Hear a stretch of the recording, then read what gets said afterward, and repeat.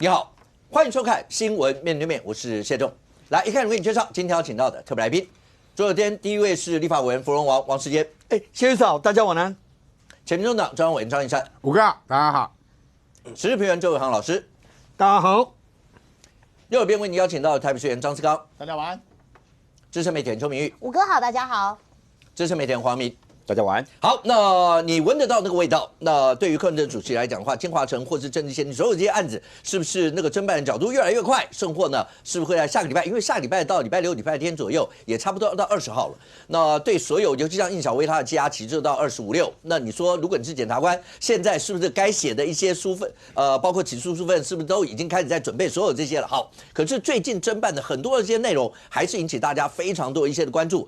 我相信对柯文哲主席来讲，他在台北市长任内所有发生的这些事情，对不管是现任台北市长或以后台北市长每一任，大概都会引以为惕。这些事情是非常非常重要的。所以讲到这，坚哥问一下，台北市长选不选？我连想都不敢想，我完全没有。不是因为这是最近大家在谈那个，我们等一下大家要讨论说，包括柯文哲主席，所有在这过程当中为什么会是这个样，包括人设啦各方面。你一路上从2014看着柯文哲主席到现在，对不对？你从当初也挺柯文哲，到最后变第一号头号的天字第一号柯黑，一直到现在，你变成科学家。可是我们如果真的讲台北市长，因为最近大家讲台北市长选战被点名的几个里面，杨明直接讲说，你觉得在里面点名最有希望的应该是汪坚伟嘛，对不对？我不敢。你不能只一句不敢啊，对啊，你对这个，因为我记得您好像那时候选立法委员的时候，是有讲过说您就选这一任。是吗？对，我就说把我想推的法案后，如果我这一任能够推完，能够通过，那我就到这一任。可是事实上，现在很多法案不行，我在想，我可能还必须再一任，那再来我就。但是对于如果要是民进党里面，不管说要不要跟其他政党的人做协调啦，或是做2阶段初选的这些，如果最后是你的话，会不会上阵？谢谢大家的好意了哈。但第一点，这不可能。因为第一点，我们民进党人才济济，这轮不到我那第二点，我们首都市长是22县市长的龙头，那所以肩负的使命非常的重要，就像一个大家庭里面，我们是大哥一样，要做表率。你不像大哥吗？典范。不，你的资历也像大哥。但是第三点就是，因为我们台北市的议员都非常的优秀，各党都非常的优秀。那尤其我们民进党很多已经连任好几届的议员，他们不管对市政的娴熟，对市政的愿景，他们也都有一定的擘画。所以事实上，如果有这么多优秀的议员，不管他们直接来参选市长，这都很适合；或者他们要连任选议员，我认为出来选市长的人要当一个非常好、很亮丽的母鸡啦，能够带动整个我们议员的选战，大家集体。你对市政没有愿景跟规划？有，但是我们要有一个亮丽的母鸡。但我是公鸡啦，我不适合，我不适合，我就是这种比较强悍的形象。您如果不是自己请缨上阵，但是如果要是最后大家推到最后推你的话，你会全力一战吗？不，先是因为不可能的事情我不敢做评论。不，因为我们党已经有很好的人选，而且事实上，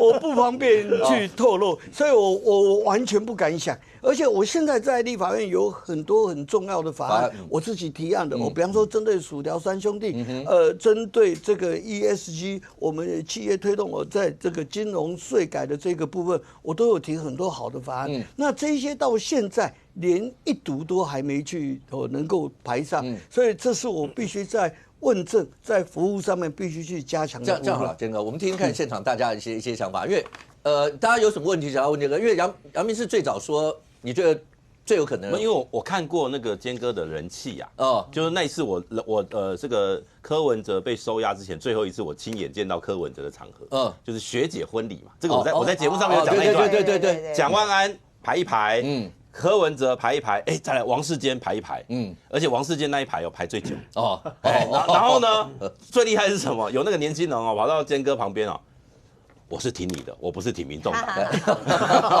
就在学姐的结婚的场合。OK， 来小玉。因为风传媒戴其修这一篇呢，它不是空穴来风啊，它是说这个有内部的民调，民调它是说，包括你的民调已经是跟这个蒋万安是最接近的，大概只差10%。那我今天中午在讲这个时候，就有议员就惊呼说，哇，如果说这个消息出来只差10%，那当选的机会会更高，这样子，对，就会有拼哈。那所以那个今天林世宗议员他也出来讲嘛，他说战士没有选择战场的权利，好，那如果说以现在各项的民调来比拼，看起来你是最有胜选希望。那如果真的非你不可呢？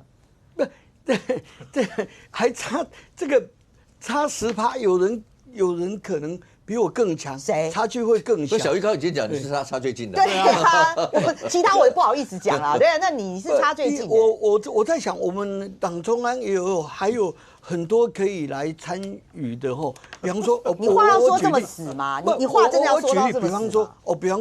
比方说，像我们的行政院副院长，他的历练，他的对学经历，哇，他都还有他在社会上的支持度。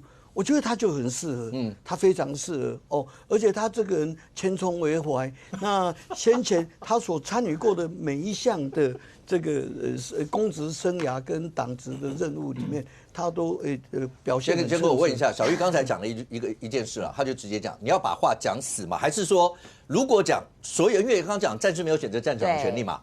那到最后，只能这样说了。对你来说，所有的事情应该说没有绝对不可能，可不可以这样说？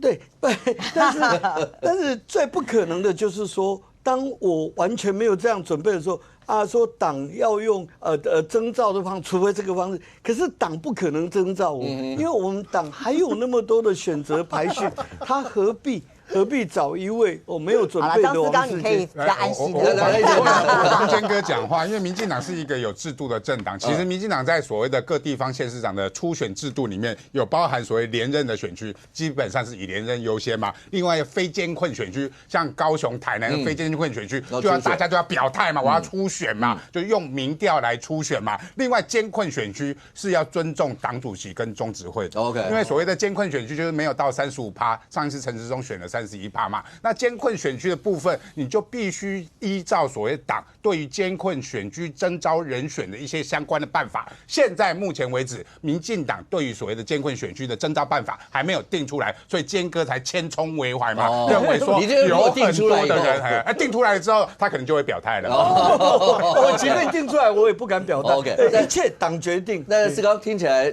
那算不算你们可敬的对手？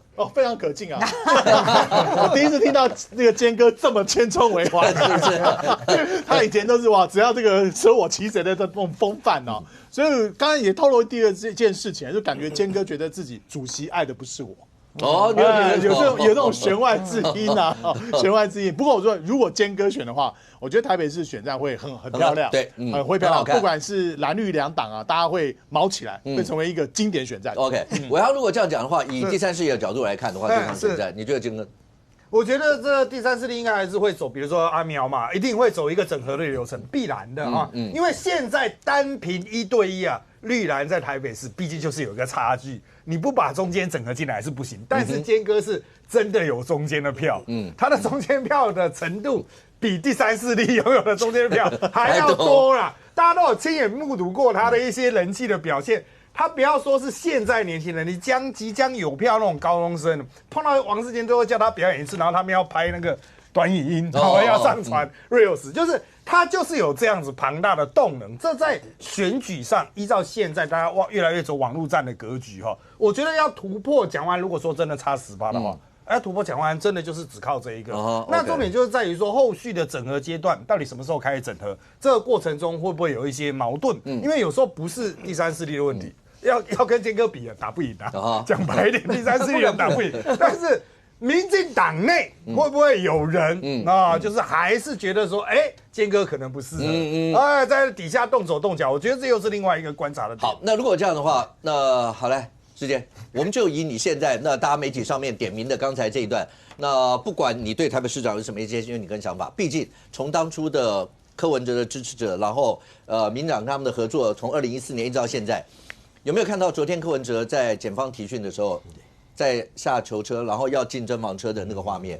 有人说他的头发怎么白了，有没有憔悴或者什么这些，然后再加上这几天出来的看到有好的对，就民众党朋友所讲的科幻文那里头有8张巨额支票的银本，所有这些。你觉得这跟你当初2014年的柯文哲从样子，包括这些讯息的出来，有什么感想？哦，真的是10万8千里。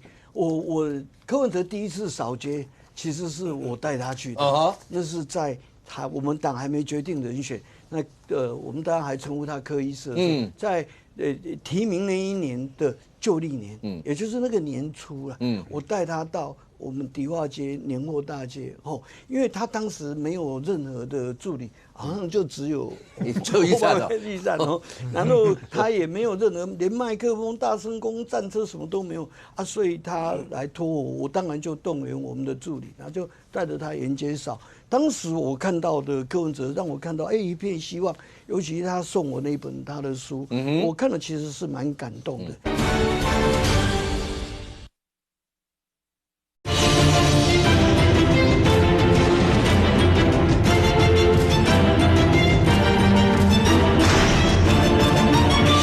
当时我看到的柯文哲让我看到一片希望，尤其是他送我那本他的书，我看了其实是蛮感动的。所以我现在看到他那个光景我真的是不胜唏嘘啦，不胜唏嘘。因为过去我们曾经寄望过他，即便这8年他市长任内，我是柯黑1号，我很强烈的质疑抨击他对市政的问题，对他个人。包括他个人的 personality，我都提出强烈质疑的时候，可是我心里面的深处还是寄望说，他总是他医师，他们的医学伦理，他们对这个部分的坚持，应该至少是没有问题。他只是不会有不法的这些他独立只是爱乱讲话，他只是狂妄，只是傲慢。那个是很多医师他会有的嘛，基本的底气就是觉得他们是优秀的。我本来还以为是这样，可是一直看到，包括从金华烟云出来之后，我发现的柯文哲我8个字形容了。他这8年来，他在市长是他所享受到的首都市长的光环权力。我认为他是没有底气，只靠运气了。你看他8年市政这个过程当中，他享尽各种掌声。那么他很多市政的弊端毛病，遇到那些的时候，都刚好又有发生什么事啊？这样子的运气去解救了他。所以我认为现在是他就是水泄光了，大家看到他原来他不止没有穿底裤然后他根本丑态百出，而且原来水泄光了以后有一大堆那这些是不法所得的东西都浮现出来，所以我相信在这1、2个礼拜内，当检方提出这个起诉书以后我相信他的支持者最后大概会走光了，就是说柯粉们大概都走光了，大概还留下来的就是我上个礼拜比喻的这2个字柯奴了。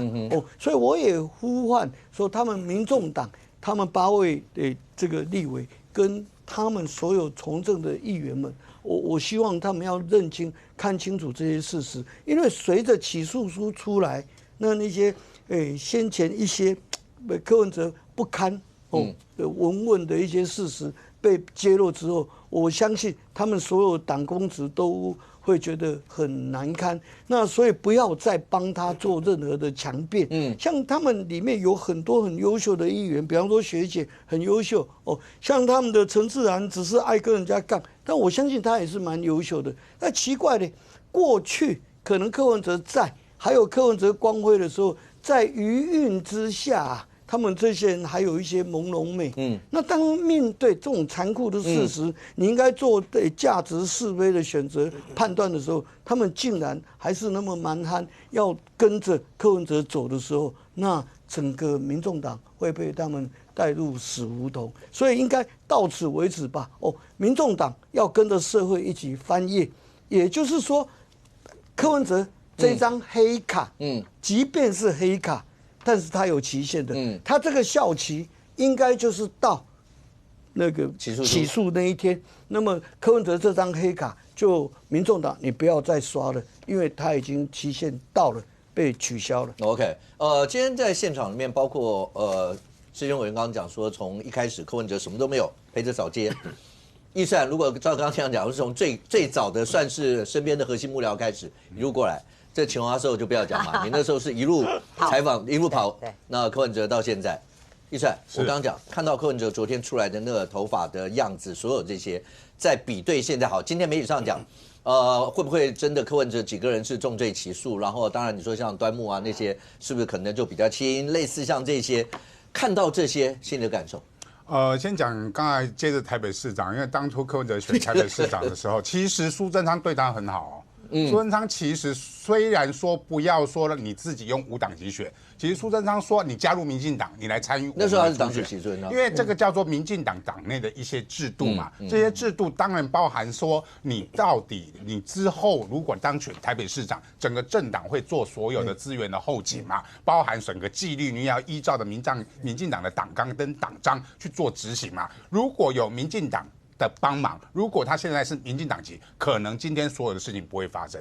第一任其实很多优秀的所谓的政务官都是民进党人推荐给他的，包含林清龙、林周明都是民进党人推荐给他，他到第二任都不用了。为什么？他现在觉得他自己一个人就可以做完所有的事情嘛？他就是这样一个人，自视非常的高，无视人间律法，睥睨一切啊！包含昨天他出庭的时候，一系白发。但是他在做了一个动作，因为记者在问他说你有没有收贿，你有没有收上亿元的汇款的时候，他比了他的把脚抬起来，比了他当然因为手戴手铐嘛，他没办法比。其实这个动作是卡刀乌修嘛，怎样？也就是说我还是不认罪，他根本不认为他是上亿夫啊，上亿夫没有我帅，所以他根本拒绝他现在是。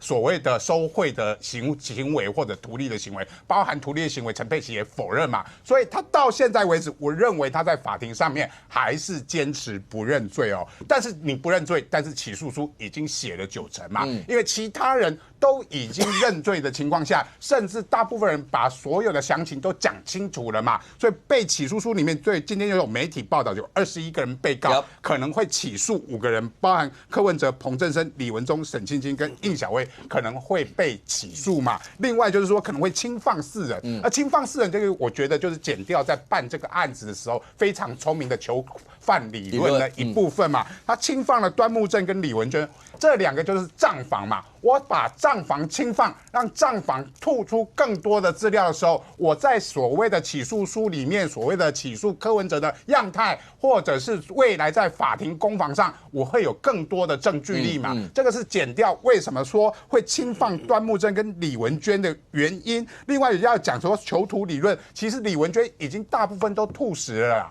李文忠，我觉得还怀疑他是不是有部分不吐实，但是不重要，因为有一个人吐实叫朱雅虎，至少在金华城案这个部分，朱雅虎如果坦诚行贿，李文忠都没办法拒绝说他收了贿嘛，如果他不说他收了贿，那你就是你的问题哦。但是重点是你的问题还是要透过柯文哲市长去盖了8个章，才能作为所谓的图利的一个罪嫌嘛。所以李文忠即使不认，都已经无关李文忠的事情。所以李文忠不认的部分，还有另外一个就是政治现金，他要不要扛嘛？有可能在政治现金的部分，李文忠不认，但是如果李文忠不认的话，他可能多背一条罪叫诈欺。为什么呢？已经不是所谓的公益侵占嘛，因为公益侵占是小草的捐款，捐给柯文哲的政治现金嘛。那柯文哲不知情的时候，你把它挪到木可公关公司里面来，那你就是诈欺啊！你诈欺榨取了所谓的柯文哲的政治现金，还有小草的捐款嘛。那罪更重，至少外面的名声更不好听嘛。所以李文忠真的要在政治现金这条罪里面去帮柯文哲扛起来，我也打一个大问号。而且这个已经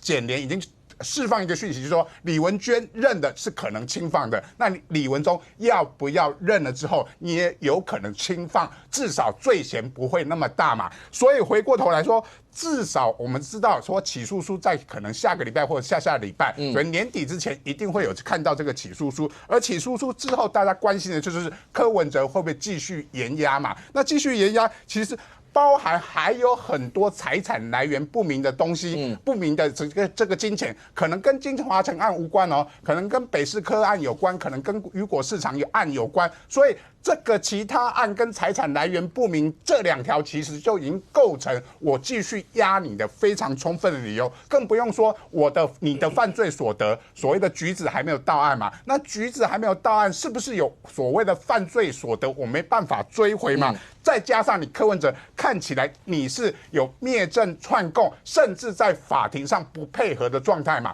这都构成了我继续压柯文哲的非常强大的理由。另外一个就是政治理由了，如果真的不续压，柯文哲出来了，以现在民众党的状态，全党还是挺柯的状态，而且让柯文哲继续请假党主席的状态，他一放出来就是党主席。你看柯文哲会不会利用整个民众党，包含国会里面的8席立委，把整个民众党变成还我清白党？一定会。柯文哲的目的，他为什么要请假？继续请假？相信我啦，请假14个中央委员全部站起来力挺，绝对是柯文哲有消息出来，他们14个中央委员才会同意让柯文哲继续请假。而你让柯文哲继续请假，柯文哲也不续押的话，整个民众党你们要想清楚，你们的未来真的要变成柯文哲的还我清白党吗？可是，依照你讲的最后的那一段，对检方来讲，他需要考虑到柯文哲出来以后，民众党会不会变成还我清白党？这个不是。如果这样的话，变成民众党就是说，你看。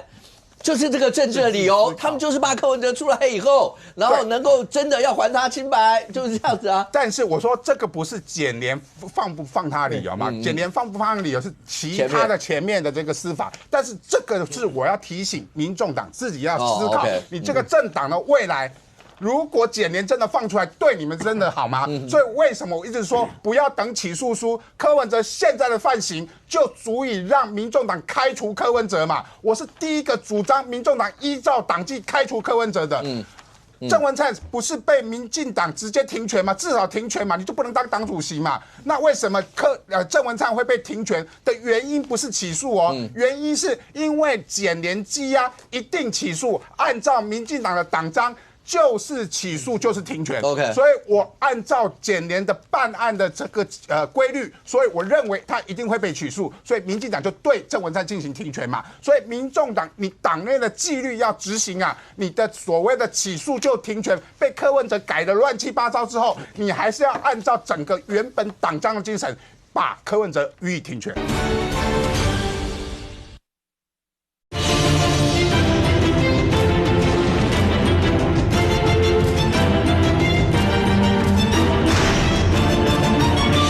你的所谓的起诉就停权被柯文哲改得乱七八糟之后，你还是要按照整个原本党章的精神，把柯文哲予以停权。OK， 全教授，现在看起来这整件事情，这下个礼拜，其实下礼拜起诉也不意外，因为你算时间也差不多了，因为离最后羁押的那个期限，然后或是在下礼拜那也要再早一点。可是现在看起来，所有这些，包括这2天，你说周刊出来的那8张支票啦，所有相关的这些东西。有人说是柯文哲自己的习惯害死了自己，是这样吗？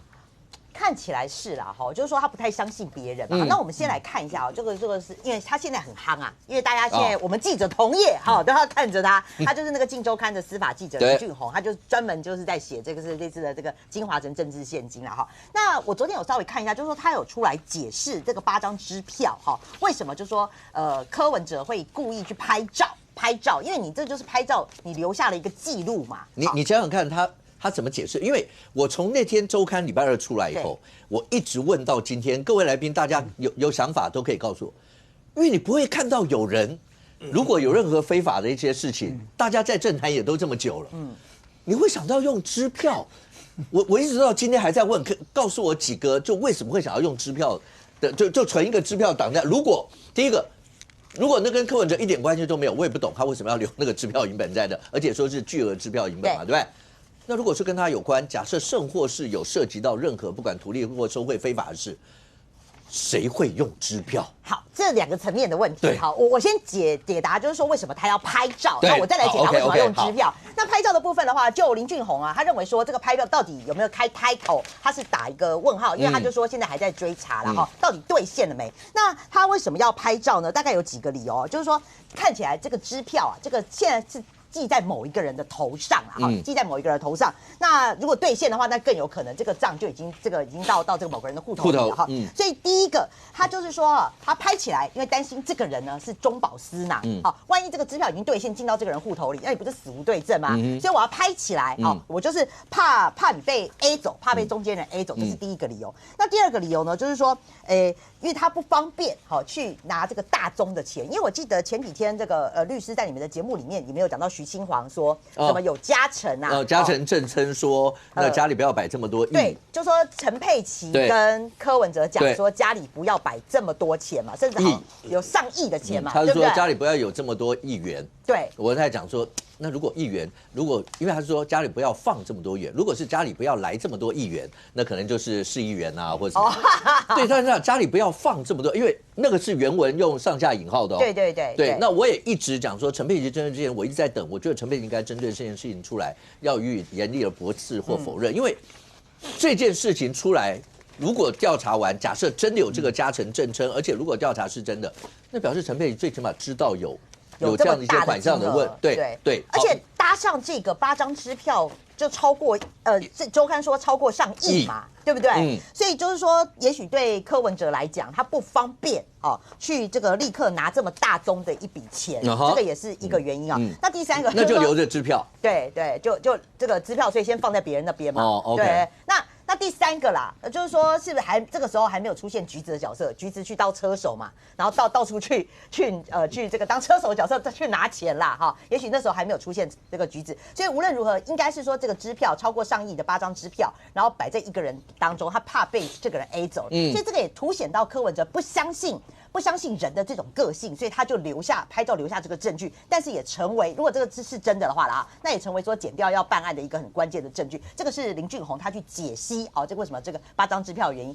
好，那回过头来讲说为什么要用支票？对啊，你知道我今天来上节目的时候，刚好有一个大哥啊，他就传赖给我，他说他这几天就看很多的人在解析说，怎么可能用支票？用支票是那个很笨的方式，怎么他很多司法记者还说我这么多年都没有看过有人汇款用支票。是啊，他说以他自己的经验啦，他说因为这个是我们那个传统技艺的传承者麻将啦，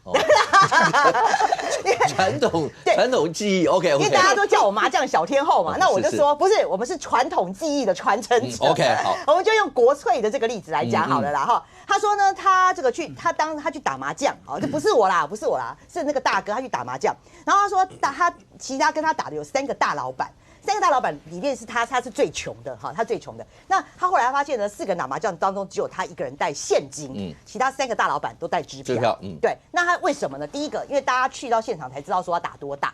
那个很大，那个大老板打的那个麻将之大，不是我们能想象，也许是万笔的啦哈。那所以那个支票就可以填嘛，譬如说你赢啊输啊，你就开支票。他说这是第一个哈。第二个就是说，没有大老板在打麻将，没有人在像他一样还带现金去打的，大家都是带支票。那第三个就是说，还有一个可能就是可以记自己输赢多少，支票也是一个记录就对了。所以他就说了哈，你用这个方式去想如果说当时有一个金主他在打麻将，然后他用这个如果他输了话了哈，他输了话呢那这个支票呢，去给另外一个人，那另外一个人拿了支票，他可以去做别的事情，也许他可以当做汇款给柯文哲，或者说他留给了谁不知道。那如果说这个支票查到的话，他可以说，我这是打麻将这个我输掉的啊，这是一个话术。所以他说，事实上用支票并没有大家想的是说，还会留下记录，没有，反而是你有很多很多的借口。好，那比如说你赢钱的话，比如说思刚他有赢钱的话那他拿了那个支票，他也可以去做拿来去做支付的一个动作，你懂我的意思吗？就是说支票就变成像以前那个不是什么柯文哲那个什么他收了一个画作吗？然后不是说那个画作还可以拿去换钱，就是这种支票就是很容易就是当做这种流来流去的工具，而且他的话术是可以随来你讲的啦，反正像以前那个微金小沈不是也是，我就打麻将赢来钱，你能够拿我怎么样？不是，你这个前提是，这为什么大家一直在讲？我一直在问说为什么要用支票？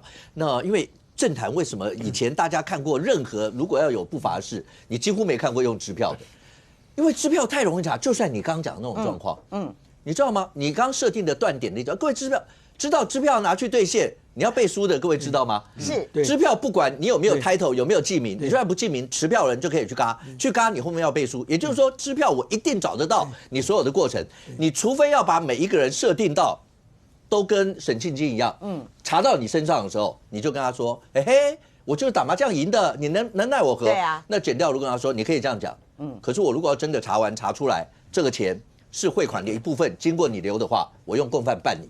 你觉得有几个人要扛这种事？我不过就是转手了一张支票，结果我要变成一个可能贪污治罪条例的共犯，谁要扛？这个当然是这里面现在看到的所有的被告，除了沈庆金，对，到目前看起来是打死不认。李文忠可能没，那他们可能有特殊一些原因。其他中间连朱雅虎在这里面算深了吧？如果照媒体的报道，朱雅虎也认啊。那你告诉我要找到哪一个人在这个过程当中没事要这样搞？因为支票太容易查，你那个所有的那个办，有没有人用支票？坚哥有用这个支票？我以前在用做常用嘛，一定嘛。那太容易查了吧？没有错，是吗？你告诉我为什么？为什么刚刚那个讲法还是很容易查？除非你找到几个死士。你懂死士吗？就是以前在作战的过程当中，就是埋伏在那断后路。一定死在这个地方为大军转进，那叫死士。你告诉我要去找谁愿意当这种死士？如果这2个人都跑了，就是开票的给他的那个人，就是说支付人，跑掉了，然后背书的那个人也跑。好，前提就是柯文哲溜这个的时候，就知道这些人一定都会跑掉，而且叫他跑了除非是这样，你要跑到国外，我刚刚讲是在国内嘛，对，国内你非常好查，但是就算这样，如果查到你想想看。柯文哲如果他那里头有几张支票，而里面查到最后的断点，我知道你说谁跑掉了哈，就最近大家在讲跑掉的先生，对吧 ？OK， 如果查到是L先生，然后他跑掉，那你告诉我，对检方来说，院方可不可以接受这个理由？当然，我还要继续抓、继续查，但这对柯文哲会有利吗？也就是说，你只要拿支票跟拿现金，虽然现金对啦1亿，我也不知道那天有来宾大概描述一下1亿有多少，对，听起来这个房间当然一定装得下，那可是你再怎么样不会去用支票啊，你不要我因为媒体上有报道8张支票，我也知道这8张支票一定在未来起诉书里面，如果有的话，在起诉的这一定很重要，我可以想象。但我现在只是希望大家告诉我，因为大家在政坛这么久了，大家媒体也跑了这么久，我主持这档节目到现在，包括我看了政坛起起落落这么久。我那天还为什么故意要问上一夫？大家不知道活化石吗？对，他也没看过啊。所以我才讲说为什么？也许柯文哲好，第一个他个人习惯很奇怪，他为什么把留这个？就像人家讲那个什么小沈150，人家不都讲说只有送钱的人留，哪有人收钱的留，对不对？那个记录，那个也是很奇怪的一个习惯。但是那个支票你到现在都会觉得，因为它太容易，有没有哪一位告诉我支票还有什么想法？也许他就是单纯想要收集吧。收集支票，战利品的概念，就是有啦，有人这样讲，就是没有看过嘛，所以拍个照留着。这个太知道了，因为没有想到那个硬碟会被收。可是你要知道，如果今天单纯只是图档你没有办法证明，就是说那个支票到底是不是他所持有的，这是另外一回事。对，所以在法律上不见得对他有利。所以我才会说，因为你有那个检方很好，因为那个票号所有的东西都很好查，因为上面要那个金流就很好查，很好。对，就是因为金流好查。各位，你知道你要做任何不法勾当，怕的就是什么？金流啊！你没有就像民众党的人现在是不是一直跟你喊有金流吗？没有金流放人，就是这样啊，不是吗？因为坦白讲啦，一定是跟他有关系，他才会留在自己的硬碟里嘛。对啊，他干嘛没事去记？没事他去留别人的支票干什么？对，除非他是没事去留别人的这个支票，是对他的某一笔内账的形式，就有点像我们的传票，它会有一个银本在那边嘛。所以如果是他的内账的话，他可能记得乱七八糟，但他把这个当做是可能同一个资料夹的副档。丢下去，可是这样他还是会被查到那个。对，会被查到。我的重点就是在谁会没事留一个这么东西，然后给大家查成这个样子。所以我再讲一次，我对北检的起诉书，我认为这是要非常经得起大家考验的一段。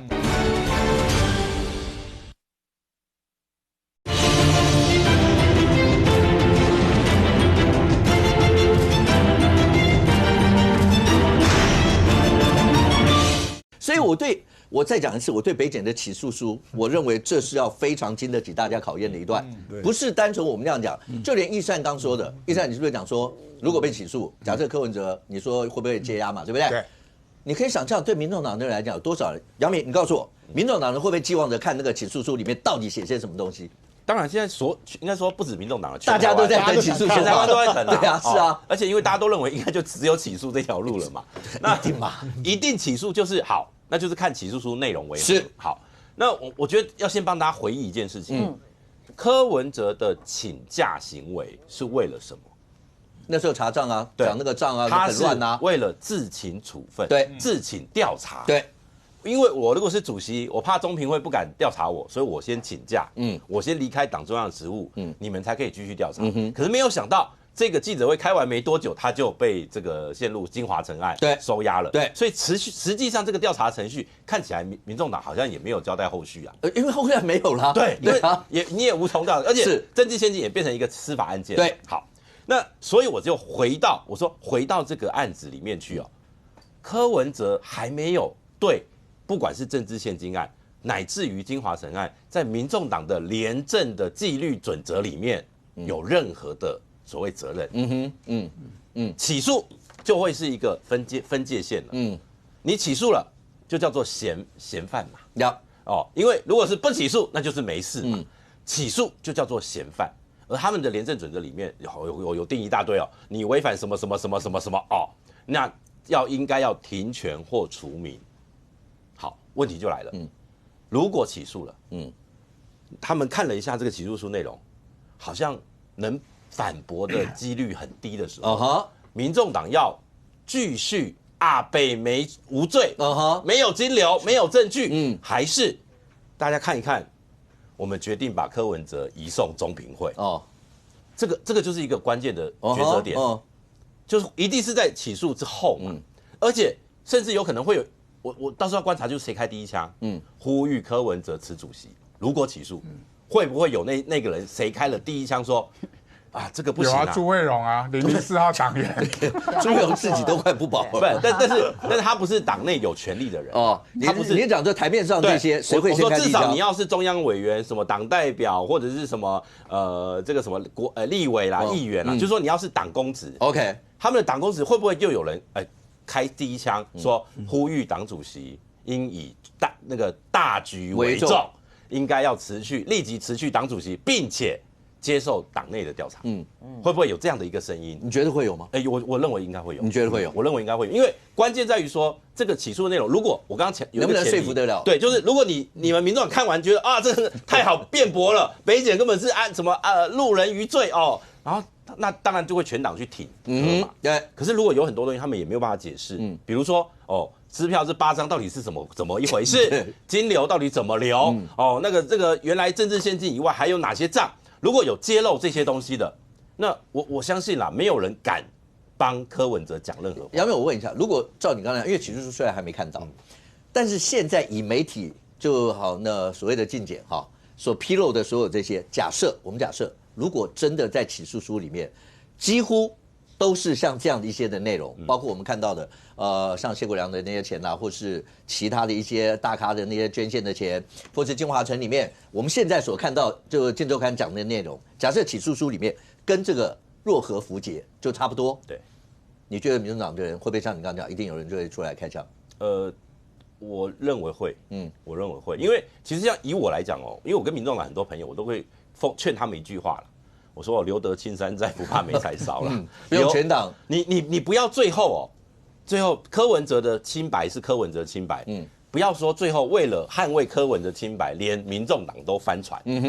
不要忘记，民众党是一个可以至少存活到2028的政党。为什么？因为它每年有固定的政党补助金，你有8席立委，这个是你可以继续，那个叫做资产。还有总统门票，对，这个叫资产。对。可是呢，如果你因为柯文哲导致你这个资产变成负资产的时候，那我当然说这个都是有前提，就是说，如果柯文哲的起诉是你民众党没有办法去辩驳，甚至有很多内容你们根本不知情的时候，我是劝他们说，这个清白要让柯文哲去让他自己去捍卫他的清白。这就有点像高虹安当初这个事情爆发的时候被起诉的时候，他就停权啦。民众党并没有说我们什么高虹安无罪，但私下有很多人去声援他，但是。很抱歉，那个时候民众党还算是一个正常的政党，而这一次就是要考验民众党是不是继续能够当做一个正常的政党。我要如果这样看的话，大家都在等看起诉书。我刚刚就讲，如果以现在周刊所报的那些内容，你觉得起诉书出来以后，你觉得民众党的反应会什么？刚才杨明说有没有公职，民众党的公职会开第一枪，黄国昌会不会？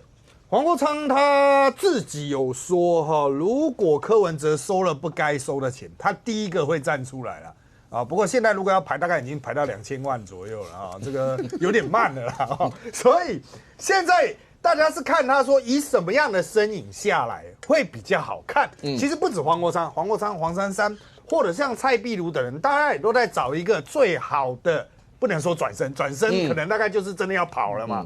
在不跑的状况下，如何把自己放大到能够维持一个勉勉强强的局？因为接下来你就是背着起诉书在问政哦，人家会问你说柯文哲这样，你还有脸去质疑人家怎么样？所以整个民众党他必须要面临的挑战就非常多。可是到目前为止，你看到包括民众党的发言人出来讲的所有那些氛围。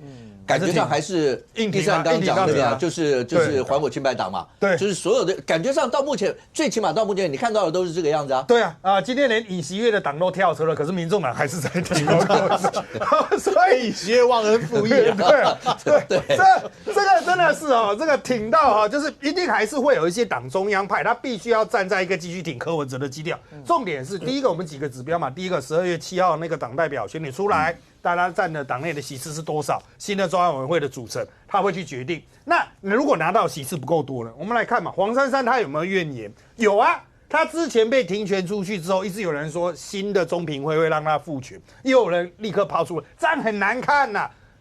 黄珊珊又一直背着说，黄珊珊就是理通民进党的，而且连国民党的也跳进来一起骂，你怎么有？你们民众党里面有个黄珊珊，居然那个财阀法，居然那个什么法，选办法都不支持我们。黄珊珊会有这个压力啊，那他如果要生存下去，他势必要建立自己的，包括像台北市的那些议员，要重新把他抓过来啊，甚至要把实力影响扩张到新北。但是他如果这样扩张的话，马上会碰到一个问题，双黄的控制区域非常接近。其实中部以南，你看这次有争议的，其实那都是蔡壁如的人啊，在北部就是双黄在抢。那如果黄珊珊势力扩大了，黄珊珊要去走一个，也许我们可以跟民进党谈，也许我们可以跟民进党合作的路线，那你黄国昌要怎么自主？所以我个人的看法是，第一个指标，黄国昌这次党代表没选到几个，他有点放掉这一块，他可能想要固守立院，但是黄国昌依照先前那些出来放话的态势，我个人感觉就是，如果2年条款这个东西不解决。他可能2年一到，他会转身，他可能就会退，可是这2年是2026年的1月啊，和现在有一个很明显的时间差，这个时间差，黄国昌该怎么办？我认为黄国昌应该还是会继续演，就是柯文哲在里面，我们还是要去救他，他还会继续演这种柯粉的角色，但是呢，重点还是在于说。里面这些掌握民众党党权的，你要不要主动解除2年条款，让他自动续到4年？如果解除了，那他就继续留着；如果没有的话，等到2年一下来，他是什么？他什么都不是他的民众党卸任立委，他什么都不是，他大可以我挂无党籍啊，我出去选啊，国民党跟我合作啊，因为我还是可能会有民众党，会有柯文哲的票，因为我挺柯文哲挺到最后一刻，所以我认为黄国昌现在想的已经不是怎么要不要挺柯的问题。而是他自己以后的政治路要怎么走，在没有一个柯文哲可以出来话事的状况下，民众党的人要怎么样，他才有办法去擒了这些还在外面的民众党。OK， 是刚，我就讲，你看所有这些过程，看到柯文哲里面，从当初的人设一直到现在，连穆可众望，然后今天还在讲说，众望要不要开董事会啦，什么，然后结果后来又本来是今天嘛，对，后来又说不开了，对，那众望的董事长现在在里面压着。这怎么开董事会？对了，谢明珠还辞职，对，就是大家在讲说，包括像穆可前一阵不是讲说，穆可最早他们出来开记者会讲说穆可停止营业，然后接下来解散清算，结果后来穆可的网页后来不是四叉猫还是谁讲说，他的网页里面还在 run 啊什么什么的穆可小物或什么，就是大家在看这所有的事情的时候，为什么简单的事情会变复杂成这个样？而且柯文哲刚讲要不要压黄国昌这2天。直接对着镜头喊的是北检，你还要压多久？但是你如果看最近的新闻，北检的态度似乎是，我就真的还要压很久，而且我就算起诉，谁规定起诉就一定要放？法令上本来就是可以接押，陈水扁，前总统陈水扁那时候就接押嘛。对，北检你不发现他最近出现的一些事，譬如8张支票，为什么我们大家会讨论成这个样？它有2个作用，我觉得第一个，在起诉书里面大家可以看这8张支票到底是什么，但是第二点，最起码告诉院方，这8张支票，你觉得有没有像电影那个首部曲、2部曲的？首部曲完要拍2部曲，要演以前，首部曲你看完到最后，通常都会有一个，譬如说变形金刚，然后到那个星球上面都已经寸草不生了，然后讲说这个地方已经没有人了，然后飞船就走了。这时候镜头突然留在那个寸草不生的地方，在某一个地方看到土里面突然之间动了一下，然后有一滴水流了出来，有水就有生命。第2句首部曲，第2部曲就从那开始。你不觉得摆了很多这些？要不然为什么办了这么久的案子？柯文哲压了快4个月哦。那个硬碟是在第1天就已经收到的哦。就算解码解再怎么解，我相信也已经早就解完了。这写出来了。为什么在这2天把这些东西拿出来？而且大家最感兴趣的8张支票。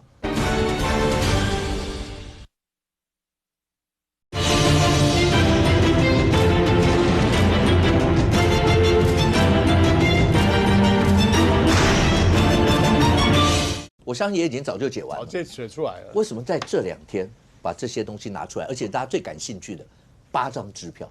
我觉得北检在丢这个消息的时候，基本上都有一些就是边走边看。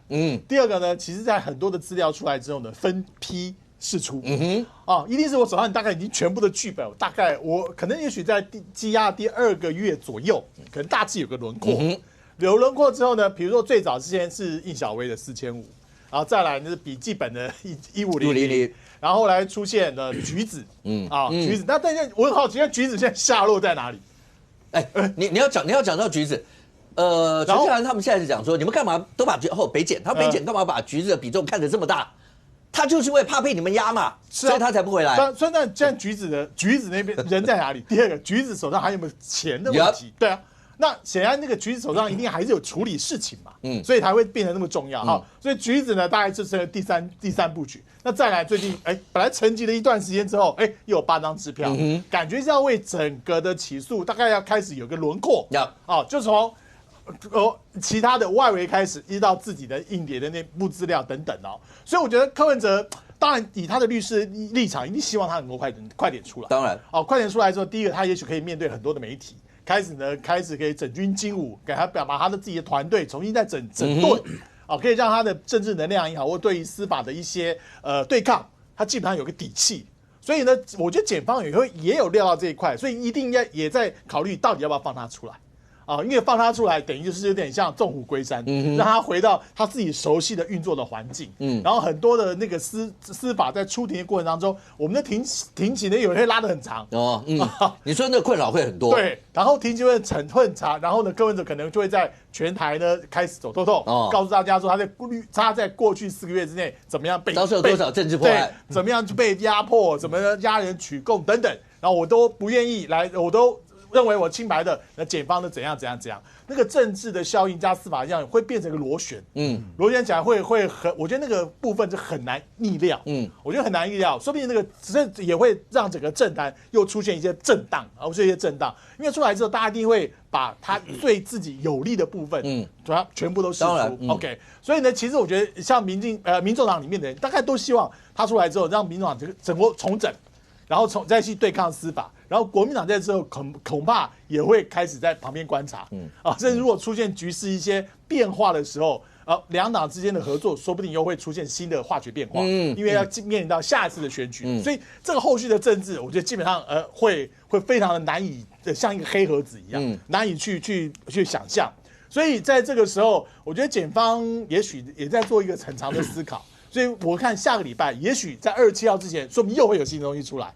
一个接一个，因为还有一个礼拜2，还有一个礼拜2，在等礼拜2。对，那他觉得说，让他觉得哇，柯文哲这个罪不可赦，然后他继续关押，他也要塑造这个名气。否则的话，你现在社会上还是有一些人认为说，是压人取供的，是压人取供的事情。比如说像众望基金会，刚才就提到的，那你说他在去年的时候，人事费多少？600多万。对啊。然后呢，租金多少？租金达到300多万。基金会的场地租金、办公室租金300多万，很罕见，非常罕见。但是今年它变多少？它的租金变60万，从300多万60万只剩1/5，为什么？第一个，它有可能搬家吗？还是说它突然大规模缩减它的这个办公范围？还有人事费也大跌。也大跌，变从600多万到300多万。不是因为原来那个600多跟300多确实差太多了嘛？跟当初的章程跟设计就是不合啊。对啊，差太多了。而且妙的是啊，我们基金化一般1年要开2次，要报这个主管机关嘛。如果没有到2次的话，主管机关会来函纠正。好，来函纠正。所以呢，他就有一个这个简讯，就说呢，岁末年终之际，才祝大家健康平安。然后呢？本次议程要讨论什么？内控计划、稽核制度及制定的诚信经营规范。我很好奇啊，其实像这个3个是一个基金会里面最基本的要项。如果没有办法自己去创造一个新的制度，有很多的规范范本上网都可以看得到。比如说开会的人数啦，然后是不是要会计师查核啦，然后这个做账啦，然后里面有什么董事几位才能开会。这基本上就是一般的规范，但我很好奇，这基金会应该也成立一阵子，怎么这个规范没有，还要求去建立这样的规范？所以显见过去在一段时间内，基金会的这个运作，坦白讲是可能是因人因事来质疑的，并没有很好的规范。但是很可惜，因为刚才讲董事长在牢里面。对。第二个，如果董事长不在，我可以授权某一个其他董事。但是我觉得其他董事也许在这时候不想去。沾这个浑水，有不想的变成媒体的焦点，而且也不知道上面到底怎么想的。这些原本的董事长们或原本出资者，对于基金会的未来要怎么做，所以干脆大家都说没空。所以呢，本来要召开的一个视讯会议已经用最简单的方式视讯会议大家都说不行都没空，所以呢都请假，所以今天又开不。那到底是谁要发起？这个我稍微补充一下，因为我下午有跟那个建议委员同台他说这个当然是有人爆料给他，就是内部的董事爆料给他的啦。他说这个简讯是里面有一个工作小妹去传的。那为什么这个董事他很生气？不是一个小妹，一定是有人跟小妹说，对，你召开啊。对，那稍微补充一下，就是说为什么那个董事那么生气，要跟建议爆料？他的意思是说，因为按照刚刚讲嘛，有那个人团法嘛，对啊，你董事长不在，董事长就李文忠在里面的话，你要有副董事长来负责召开。那这个众望又没有副董事长，那没有副董事长，你可能就是这个董事互推嘛。对，那他是董事啊，他董事他没有人推他也都没有互推啊，也没有人跟他说过，大家来讨论一下推谁。对啊，所以没有，然后就蹦出来了这一个。对，他就是一个工作里面的一个赖群组，一个小妹工作人员就突然传这个赖给他，所以第一个他质疑的是说到底是谁因为他自己都没被推到嘛，到底是谁那他说第二个了第二个就是说他们现在看起来的氛围啦，是董事都想跳船，已经有一个跳了，谢明珠跳了嘛那现在他们担心是说，他们觉得这个众望基金会间接的意思是说，众望基金会的董事有的是挂名的，比如说像蔡碧如谢明珠这些可能是没有捐钱，但是有些人是有捐钱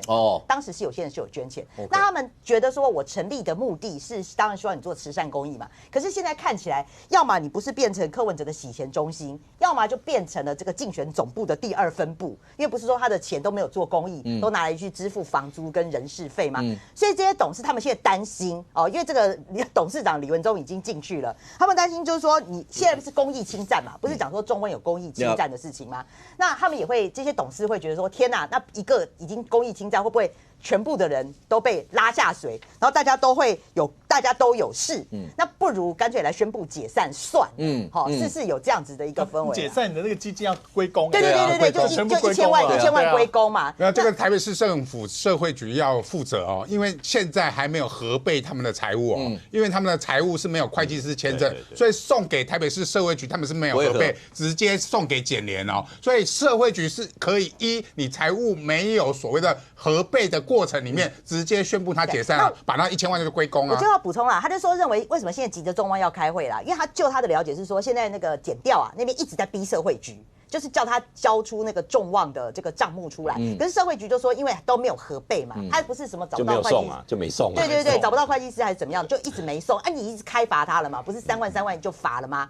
所以他说现在看起来社会局一直给众望压力，因为社会局是来自检调的压力，检调一直叫他交，所以就一个逼一个，一个逼一个。年度也到了，对啦，你本来就是要基金会，因为你有很多的这个很多的公益嘛，因为得到很多东西免税，所以一定要报了。爆这个料最主要的目的说，到底众望啊，到底现在是谁在操盘？对，谁在操盘？李文忠都已经进去了，谁在操盘？那他们就说是有去开门的那个。我是建议蔡壁如委员把这个责任扛起来啦。他是董事，他有资格，他不像那个在党部党部他不是中央委员，他在这个基金会他是董事，他可以去这个主动说，我愿意扛，我来处理这个会务。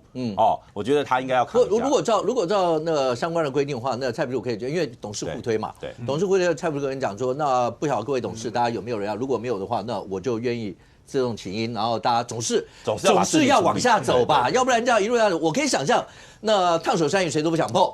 但这件事情总是要解决，而现在小雨，你刚刚讲到的，我直接问一下，刚才大家在讲，如果要是柯文哲被接押与否，像这样一些事，因为看起来起诉书的时间也快出来了嘛，对不对？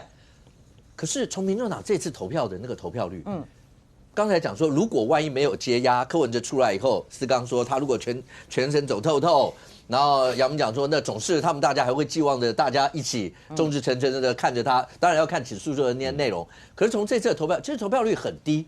对，按照四超猫的这个算法是只有15%，代表3万多人，大概是5000人啦。那我必须讲，因为这次是那个手机投票嘛，你已经手机投票，而且很容易啊，而且才5000多票的话，你怎么到现在等于到现在已经4天多了，这个结果都还没有，因为今天又爆出一个最新的嘛，就说他们有那个发现那个票数要校正回归啊，尤其发生在这个云林县党部啊，那个就说这些党员他们这个党代表当选的哈，这个超乎预期的多，超过100多票，这不扣零啦，因为我印象深刻的是他们好像是一个人只能连署最多99嘛 ，OK， 那你怎么还会有人当选？就是有100多，就100多票这样子，对，所以后来这个有确定啊，就是说把这些看起来是这个灌票的，就校正回归之外，他们今天又剔除了2个，又剔除了2个。好，没关系，这个是民众党内容，但我的意思说，从他们的投票率跟上一次的投票率比较起来，对，柯文哲接押与否，对于民众党，因为你可以看到前几天有民众党的朋友就放话直接讲说，如果起诉柯文哲没关系啊，7号的那场群众运动就是未来暖身场的一个活动而已。如果从这些投票率来看的话，民众党柯文哲如果被接押，有能力再发起一个大规模的，不管在街上去还我清白啊，类似这些吗？看起来很难啦，因为我觉得大家有时候不到黄河心不死嘛，因为现在你还有这个说金流到底在哪里，我都没有看到，大家都科幻小说。可是你起诉书它一定要写的巨细靡遗嘛，包括就是说你这些金流啦是什么的。那如果你有这些事情的话，你看他们的按照美丽岛的民调，他的那个政党的偏好度都已经只剩下5.7%了，就已经在存亡危急了。那所以我认为就是说起诉书出来之后，你对于他们能够支持柯文哲正当性，我觉得更少。那我就要补充啦，就是说像看起来黄国昌最近动作比较多。那我最近听到的消息是说，看起来黄国昌除了这个新北跟新竹之外，还有啊，他现在有一个动作，对。看起来未来会不会成为王世坚委员的对手？台北啊，是啊，就是听说他现在这个有另外一个考量在啦。对，我觉得这个还蛮精彩，也符合他的人设。他的人设比较适合都会啊。对。那黄珊珊呢？黄珊珊第一个被停权了呀。对啊。不是，现在不是，他们里面也有人在讨论要不要复权啊，或者什么。某扣零啊，黄珊珊如果这样子都可以把他复权，那这个党就没有制度就倒了啊。所以。那仗可以乱成这个样子，有什么事情不可能？看起来比较难啦，但我觉得但是黄国昌出来打，你有没有什么想法？如果他会是你可敬的对手，我不敢，绝对不是对手。我认为他绝对不是对手。我认为黄国昌他是政治赌徒啦，其实没什么他不敢的，但是他现在应该是已经跟国民党交换好很好的条件了。比方说就是刚大家提的柯嫂提的，就是说关于这个新竹的部分，而且因为黄国昌可能交换到的条件很不错，可能买1送1啦，就国民党可能允诺他的就是说，你那个新竹，但是再送你一个宜兰就陈婉慧，买1送1，因为黄国昌带过去给国民党的，他们在立法院。那么借由柯案，那么他在立法院民众党这8席配合着国民党兴风作浪，所以我认为应该他目前交换到的条件是这样。我认为地院在接到地检的起诉之后，我认为绝对会续押啦。真的吗？为什么呢？因为这贪赌这重罪，尤其这么大的金额，谢律师，你记不记得前年底有一位军防司令，他退休以后，退伍之后。把那个营区里面的那个洗衣机，大概一个8000块的洗衣机都判12年了，这已经几千万甚至达上亿元的收贿，这样子的情况那这个一定是重罪，20年以上甚至无期徒刑。哪一位地院的法官敢针对这样子说给他中金交保？那这即便中金交保，这个要有防逃机制，那也要有电子脚镣那所以这样的情况下，我认为法官会认为说，你对一位党主席，你把他电子脚镣，你把他重金，那这样子还让他在外面可以爬到，干脆就是直接所以我认为这是续押接押是非常可能的啦。OK， 对于柯文哲主席来讲的话，那包括金华城这些相关的，包括政治现金这些，会不会在下个礼拜就会面临到起诉？像这些起，不管什么时间起诉，那个起诉书的内容一定是各方瞩目的。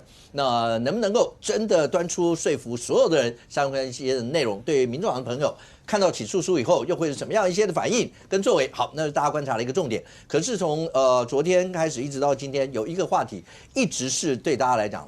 就是劳动部当初谢荣前分组长，2份报告，四刚，你们看的那2份报告，原来有一份调查报告嘛，现在有一份调查报告出来，直指谢荣就是有霸凌，然后甚或他因为涉及到其他案子，追他进监，所有这些对你们感觉怎么样？这恍如隔世，同一个人，同样的事件。为什么2个截然不同的结果？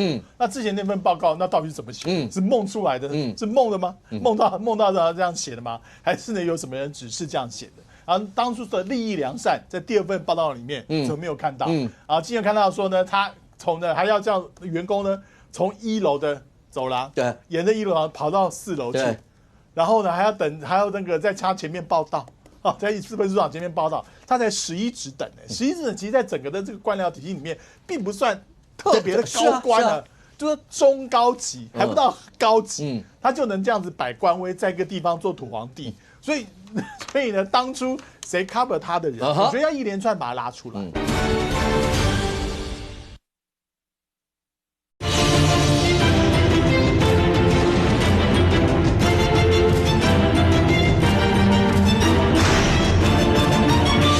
所以呢，当初谁 cover 他的人，我觉得要一连串把他拉出来。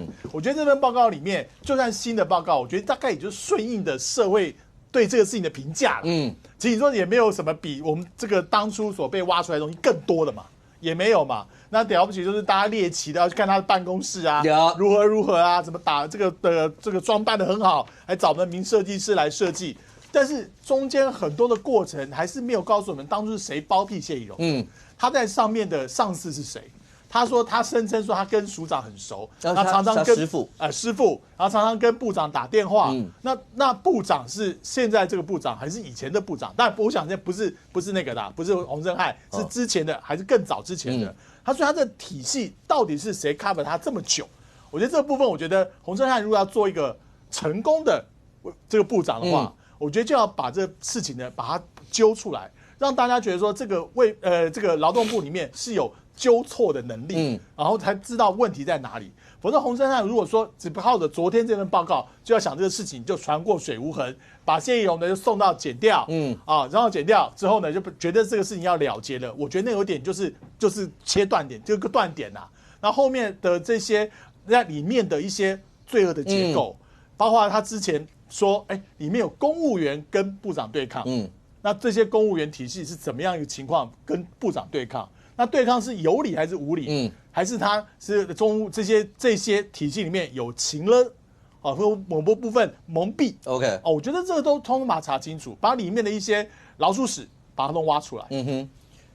先请问一下，这整个新出来的报告能够平民怨吗？还是又引起了大家另外的一波？因为刚才思刚讲的有很多都是大家从这些新报告出来以后讲，为什么同样的一份同样一个人一件事，结果后来出现迥然不同的，当时的报告到底怎么出来的？难道一定要等到总统震怒了以后，换了一个部长以后，才会把所有的事情稍稍让大家看到真相吗？不过这个报告当然民众很多还是会有疑虑，可是我想社会大众很多数都认为说，第一点，洪申翰部长确实他很尽力、很坦诚的想要把这件事情就整个查得一清二楚那从这个案例可以来杜绝所有这种在公务员体系的霸凌他这个诚意，而且他实质也做到了。可是民众还质疑的第二点就是说，为什么还会有质疑？大家社会集体很难过的就是说，在这份报告很诚实的揭露原来有打假卡这个事情。可是，在第一份报告为什么没有啦？这就是说，先前这样官僚体系互相官相护的结果，第一份报告竟然连打假卡都没有。但洪申翰很诚实的把它揭露出来。而且这个是你讲那个打假卡，你就知道这个无薪公务员的工作是到什么程度。对，而且是一大早，你可以想象，叫他这么多天里面，一大早大概都是5、6点。就要到办公室，对，而且打卡的时间还一定要在那个规定的法定的时间里面，因为又怕被人家讲说那是不是超时工作，对，然后下班还要再先打，然后整个案子交给他，从3000多万你要叫他荡到700多万，大罗神仙也难救这些事情，对，然后结果后来还要咆哮，还要这样子，对，他还必须很卑微的。还必须偷偷摸摸的进去上班，就像你讲的，怕被知道说你怎么还那么早来我这个体系来追究所以还有最糟糕，社会最无法原谅的就是说，为什么我们这么多的体系也有这么多的这个检举的这个管道，竟然没办法接住这一位。不幸往生的同仁，我想后续不会到这边就不会到这，绝对不会这样子。因为你看这个检调回应的多积极，检方你看立刻把谢宜荣这个羁押禁见。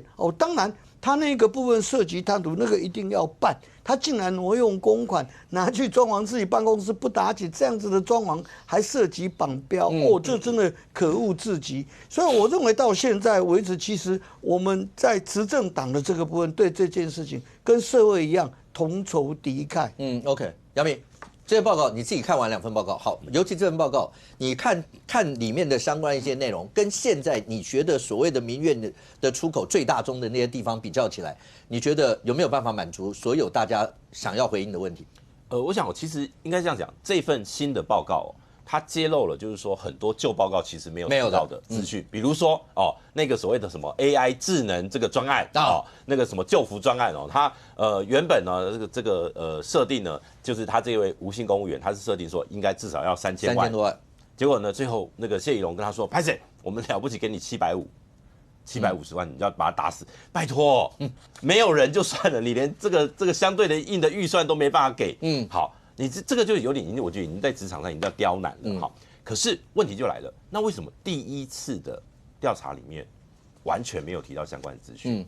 就是这2次的报告里面第一次那时候的调查的小组的召集人叫许传胜次长那包括他里面的很多成员后来其实当时有被爆料说其实跟谢宜荣都蛮好的那当时的部长叫何佩珊，他在立法院被询问到说，有很多人说这个调查小组里面很多人跟这个谢宜荣很好，他还说我相信他们不会徇私。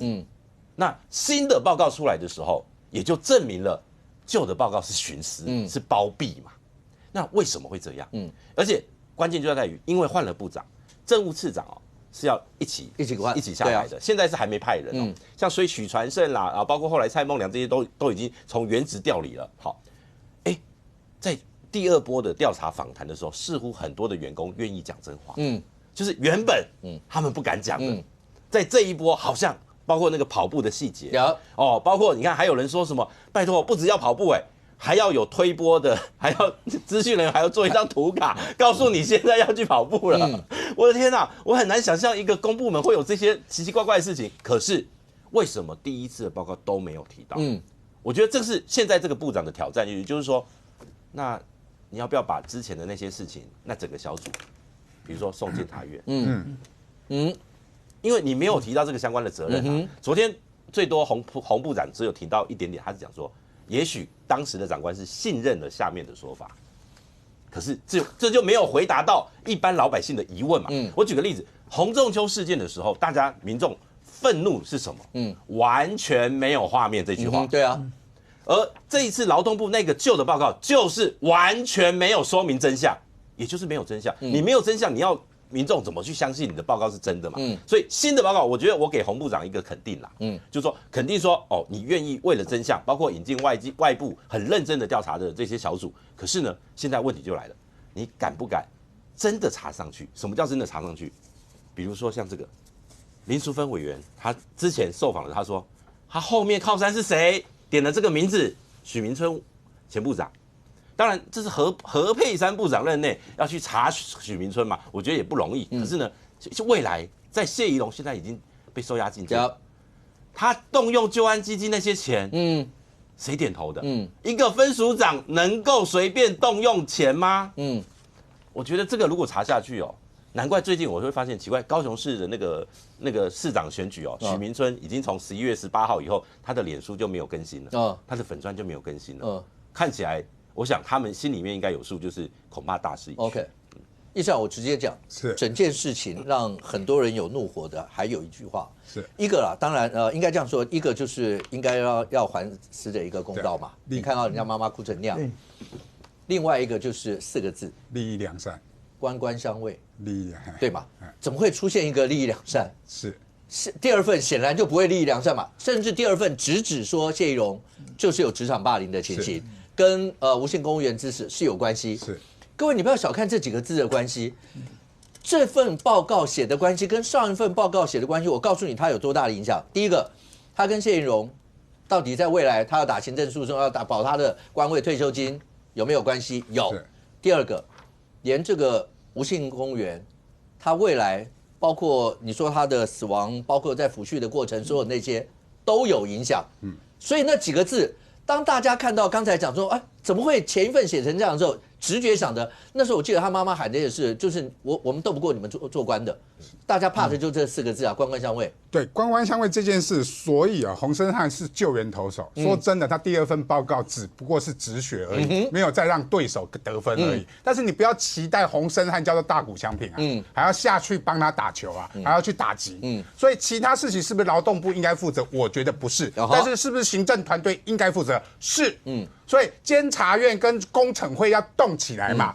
到底第1份报告出了什么问题？这个你叫劳动部自己去查。我说真的，官官相卫，我们不要期待他们不会官官相卫，但是要叫他们内部自己纠举自己的错误是很困难的，一定要从外部去纠举嘛，包含监察院跟工程会嘛，甚至检察官要进来嘛，检察官会不会把谢宜荣羁押扣押起来？原因是在于他有没有利用公款去做不当的事情嘛，这些相关的事证都必须透过其他单位，而不是全部期待洪申翰。说真的，洪申翰第2份报告完之后，我反而期待他是如何去建立一个非职场霸凌的一些相关的守则嘛。这些相关的法令是牵乎到所有的劳动者哦，甚至是公务人员，因为他不受劳基法的一个保护，那公务人员的所谓的职场霸凌，应该你劳动部要有一个准则嘛，让所有人都可以适用嘛。这个反而是我期待洪申翰去做的，而内部调查的事情，你叫他去做内部调查，他怎么去指挥下面以前的人马去做这些事情？我觉得很难呐。所以要进行外部调查，而洪申翰必须继续做劳动部应该做的事情。而这件事情，大家最关心的不是所谓的那些滴滴答答那些小钱，什么120个礼盒啦，是关乎到所有劳动者的职场权益，是关乎到所有公务人有没有职场霸凌的问题。洪申翰继续加油，你应该把这些相关的准则订立出来，该送立法院立法，要送立法院立法，这才是洪申翰下一步应该做的。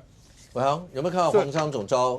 对，制主任直冲那个北分署，对，那是去要鼓励那些员工，然后顺便要看有没有一些非法的一些事吗？黄国昌昨天这个行程哦，引起了蛮多的争议的哈。我来稍微说明一下哈，他第一个哈就是让大家有点跳脚，大家可以注意一下这个发出时间呢，下午1点36发了一个彩通彩通那什么时候要事件发生呢？下午2点。1点36发给记者，下午2点，好吧，如果立法院就算了，不是在新庄，然后北分署那一边。那当然，这时候大家都讲说你这也太急，到底是在急什么？后来大家推测了啊，因为洪胜汉就要开那个刚刚那个说明啊，他人家在那边说明的时候，黄国昌也不要掉新闻，所以他就去抢这一波。好，那抢这一波也是有道理啊。注意他抢的是什么？他一直很关切，刚刚从那个就业发展及安定基金拿去买的礼盒哪里去啦？他当时得到的消息是在市长分署长室还有12盒，另外还有这个100多盒的备用的放在库里面。那他就特别去北分署要把备用的那100多盒找出来。然而去到现场，他非常震惊的，没有人知道那100多盒在哪里。他觉得这真是不得了，哇！居然敢骗我！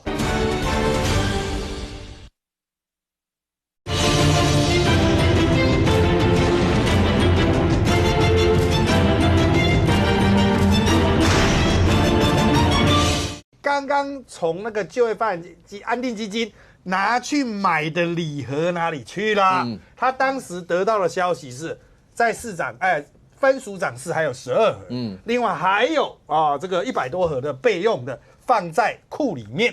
那他就特别去北分署要把备用的那100多盒找出来。然而去到现场，他非常震惊的，没有人知道那100多盒在哪里。他觉得这真是不得了，哇！居然敢骗我！好，那当然其他记者比较关心他对柯文哲的态度啊，那个是其他。但重点是去了好像他打中了。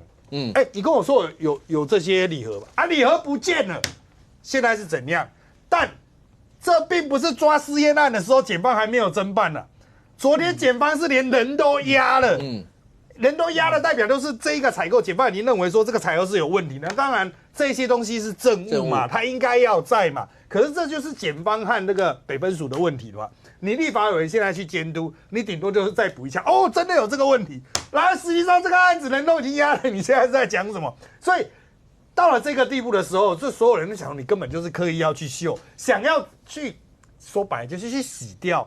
这个案子一开始发生的时候，这个细分署长是有去黄国昌的办公室跟他说明。他的主任也说了，我不会渲染。那事后又再发了更正，我们也在节目上说过啊，那更正的结果还是说不会渲染。所以大家就会有一个印象，就是民进党一定会去打他，就是你黄国昌不就吃案吗？黄国昌当然说没有啊，我没有吃案，你看我有在办，但那其实是2件完全不一样的事情嘛，一个是霸凌，另外一个是礼盒不见了。那网络上有很多人说黄国昌对礼盒那么在意，那你那个众望基金会的80盒的咖啡礼盒啊，你为什么不去找？那个是你们家的事情，你身为这个中央紧急扩大应变小组的召集人，你党内的事情不先去处理，你来处理一个检察官已经在处理的东西。不过说穿了这个黄国昌的确还是要在立院去证明。他还是有他打案子的价值啦，只是打到这种案子其实是真的有点左支右绌了，有点没梗硬要生梗的感觉。OK， 其实，在最近因为网红有直接爆料说，老公那边是不是有用包括收买利剑的方式，然后在国内引起非常多的一些的讨论。那甚或小雨，最近有很多的矛头都对着馆长。对啊。然后昨天是对馆长跟 Thank You 2个人，那个直播你看了很多的媒体写都是说好的腥风血雨呢？怎么大家大和解？因为大家觉得他们2个总是要把这件事情谁说了什么什么什么这些有没有做了什么东西，大家把它讲清楚嘛。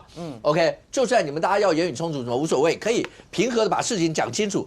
但是最后2个人。大家讲说，大家这大和解的意义是，就是馆长我跟他道歉。我先讲因为我今天跟那个 Thank You 在友台的一个直播同台那我坐下来我就先把他骂了一顿，我就先骂他，因为昨天我为了要看他们这个世纪大对决我就好整以暇，我就把那个电脑打开，然后就坐在那边，那我女儿坐我旁边，结果那个馆长就开始噼里啪啦的，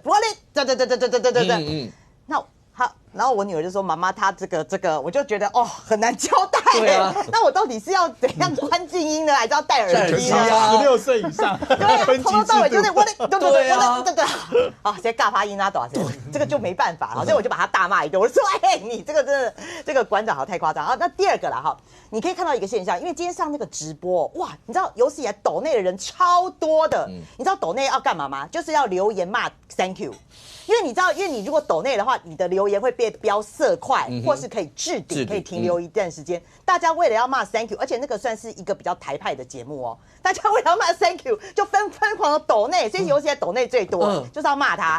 那看了他，他看了有点无奈啦，哈。好，那我回过头来，为什么就是说今天这么的激烈的一个反应啊？就是说。这几天不是因为网红事件吗？对啊。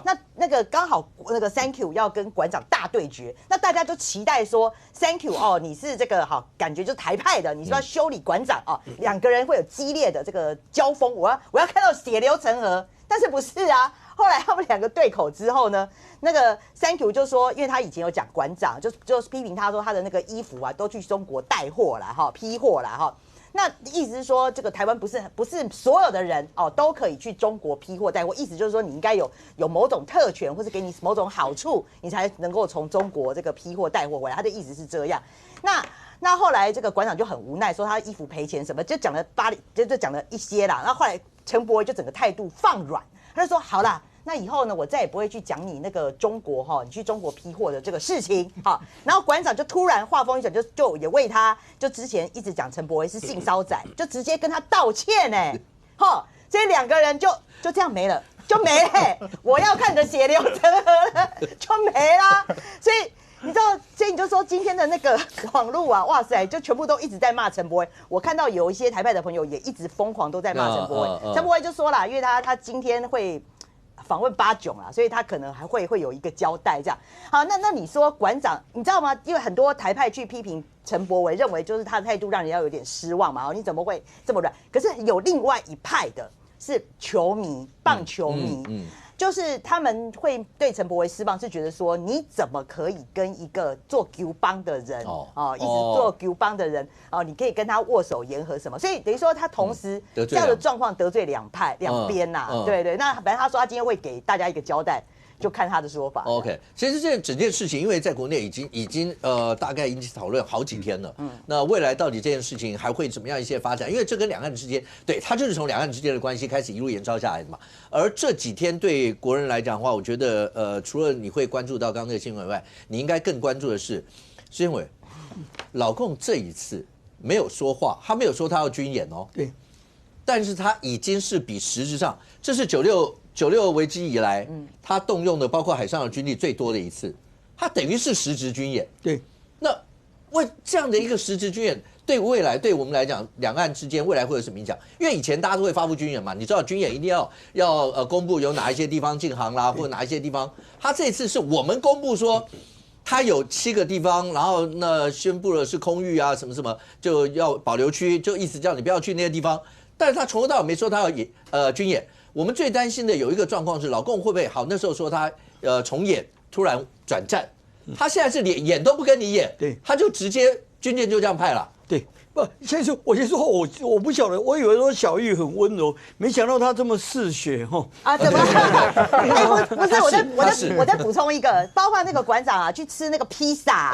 对啊，对他不是代言哦，结果没想到那家披萨公司赶快先发声明，就说我们没有找他代言哦，给他死，然后这不是我。所以 Thank you 是订披萨打错电话，打了没啊？没打。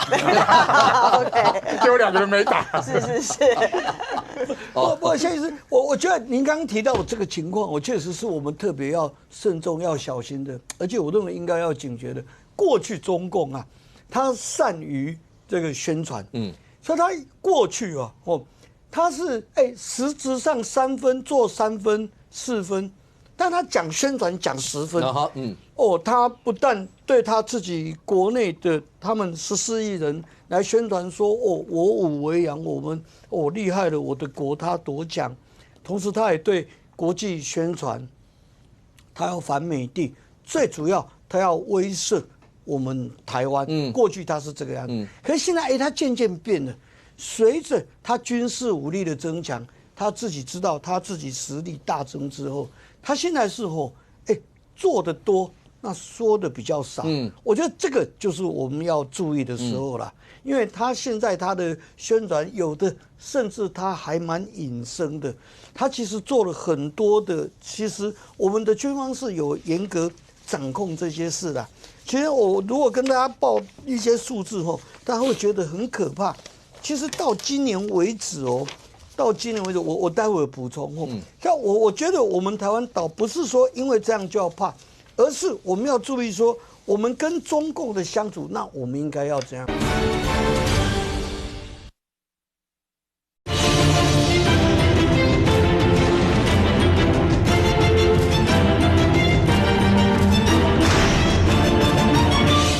因为他现在他的宣传有的甚至他还蛮隐身的，他其实做了很多的，其实我们的军方是有严格掌控这些事的。其实我如果跟大家报一些数字后，大家会觉得很可怕。其实到今年为止哦，我待会补充哦。像我觉得我们台湾倒不是说因为这样就要怕，而是我们要注意说。我们跟中共的相处，那我们应该要怎样？那我觉得第一点，马前总统就讲说，那他们下个礼拜马办就是要到中国大陆去访问嘛。那包括蒋万安就讲说，现在仅存的双城论坛了，你们还不让他继续办吗？这是多重要的，在两岸之间仅存的双城论坛，应该算是仅存一个算官方。城市级，但是算官方的一个沟通的一个论坛啦。那马前总就包括你说前一阵请中国大陆学生来，然后这次马办要去带学生去访问这些，他们的意思就是说大家要谈呐，要不然的话人家飞机船一直来怎么办呢？对，不，那个现实此时此刻还是中共用刀子掐着我们台湾脖子的时候，这样子我们去跟他说要往来，尤其官方的往来。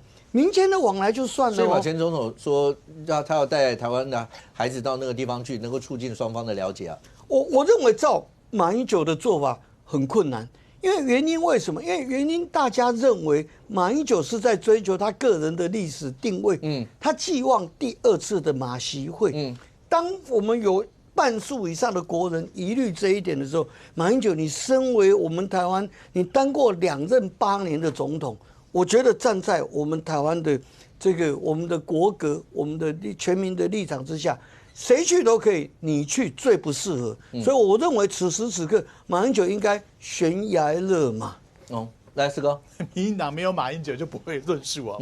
那马英九他已经卸任快9年的时间了，就9年时间。他这个带同学去大陆，也大概有第3团了吧？第3团了。那这个过程当中。他做了什么对不起中华民国的事吗？没有啊，没有啊。他有出卖中华民国吗？也没有啊。而且补充一下，他跟习近平也在北京也见了第2次啦。也见了第2次怎么样？也没有改变中华民国存在的事实嘛。但是马英九去也写了落款啊，也讲了中华民国啊。那大陆也没叫他驱逐出境，也没有烧粉红去骂他。所以我觉得就这个事情啊，就两岸的问题啊，马英九根本不是太大的问题，那也不要因为马英九去他带了学生如何，大家就觉得哇，这个如果然后就说这个马那个跟中国贵啊，跟习近平贵啊，那只是找一个标的出来去骂而已。那事实上你要思考的是，你两岸之间美中也在转变，你两岸之间你民进党自己的有没有自己前手规划？就我两岸之间我要采取什么样的牌？那假设美中之间两个都是很有戏剧性的领袖。谈看习近平说不定1月会去参加他的就职典礼，因为川普已经邀请他，那所以他不知道美中之间在玩什么戏的时候，我们自己能够手上的牌，我觉得多打一点吧，多存一点吧。老共最近那个包括有人叫类军演啦，就是那个船啊舰啊，就是96年危机以来最多的这些。这会不会对我们的你会发现我们的政府包括陆委会这些都一直在讲说，我们做足了善意，然后你现在一天到晚，然后就连马英九那时候马办请中国大陆的孩子来的时候，他的飞机也照飞，他的船也在绕，他们的意思就是讲说，那你这样子两岸以后到底该怎么办？而且这种类军演最危险的就是他随时可以转，那他连宣布都不宣布，你真的不知道他未来会干什么。很多美国专家说，这一次的所谓军事行动也好啦，或者布局啦、部署等等啊，也许这个重点是跟美国秀肌肉不管，或者说他在第一岛链里面秀，他说他就是万一台海发生问题，我的军队就列阵出来，他可以拒止，告诉你说我现在就有这么多的牌，然后你去思考一下，假设未来东亚发生问题的话，你们要采取什么样的行动，而且让自己的损害不会到最大。所以我觉得这个部分，它这个就是一个大国之间的秀肌肉的行为。也许台湾也是它的其中目的之一啦。那我觉得两岸关系很简单，就小善就是累积，小善就累积。比如说双城论坛，我既然陆委会你合可了，就大方合可。不要再去弄个什么弹书，然后呢，市政府也不知道说你到底要补什么件，啊，然后有那个过去呢，如果说合可的时候啊，比如说某某某龚正，请补他过去的一些经历，那你就讲清楚。OK， 所以讲的也不清不楚，然后放的也不干不脆，然后呢，但是呢又不想背负说让两岸之间双城论坛破局的这种骂名哦。更何况我参加过几次双城论坛，我觉得那个政治程度非常的低，非常的低。不管是双方的市政府的人员，其实在很多的谈话里面都避免谈到认同的问题。OK， 什么国家的问题，大概就是市政上面的交流。那过去民进党议员也有去上海参加过双城论坛，所以我觉得就是你很多的事情，如果说无限放大，两边自然看起来都没有善意，而且这个善意这个东西是我要感觉善意。OK。所以我觉得这个部分就逐步累积吧。那赖清德10月的时候也讲了一些延续过去的革命先烈啦、阻隔论啊等等。那你这个民进党的所谓的步调到底是什么？到底是陆委会代表民进党，还是国安会代表民进党，还是罗恩嘉代表民进党？我觉得这个部分民进党自己也出现错乱。OK， 但是今天全球大概还会重视到一则新闻，一战是尹锡悦是真的觉得他的位置很稳就对了。对，我今天上午的时候在忙的过程，突然看到说尹锡悦快讯说尹锡悦要发表那个演说，那个召开记者会。我本来以为他是不是要宣布他要下台啦，或者要什么，没有，他出来大骂在野党，然后讲他的戒严完全合法，然后你们大家都，然后再把在野党臭骂一顿。没有，我觉得尹锡悦真的是厉害哦，他不只是自杀式的戒严哈，还自杀式的发言。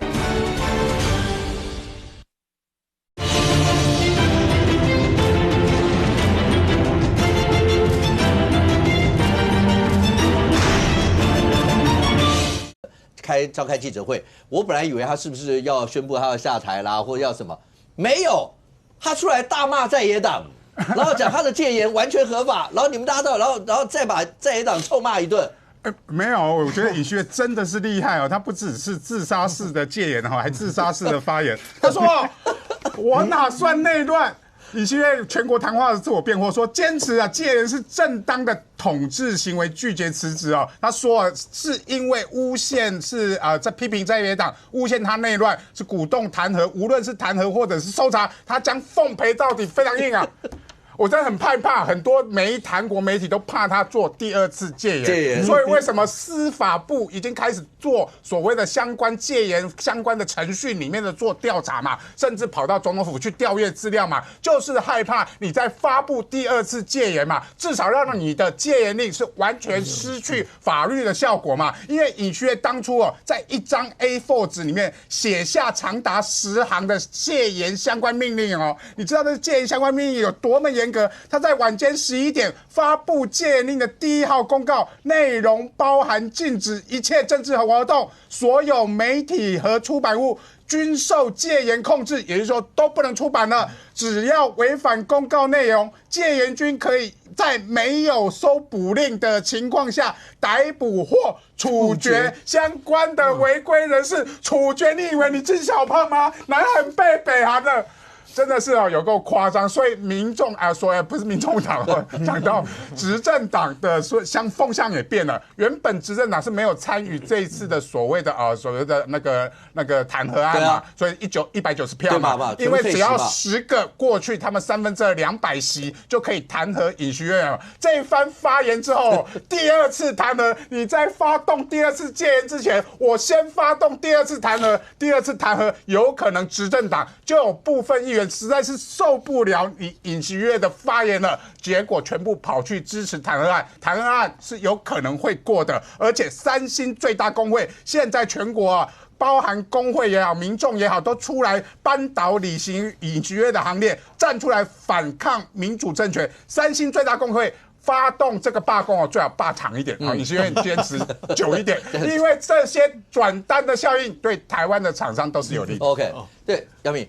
这整件事让我最讶异，其实就是刚才一山念的这一段，他的第1号公告，他是给南韩的警察厅长，然后给首尔警察厅长，就给南韩的警察厅长，里面就讲这道禁止一切活动啦，什么什么这些，对，你发动这个一定要逮捕那个在野党，这正常嘛。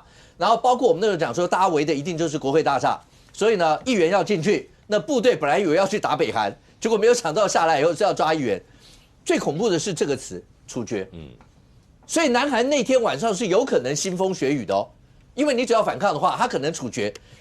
尹锡悦的经历，光州事件，不好意思，他是法律人出身，法律人怎么会用到这样子？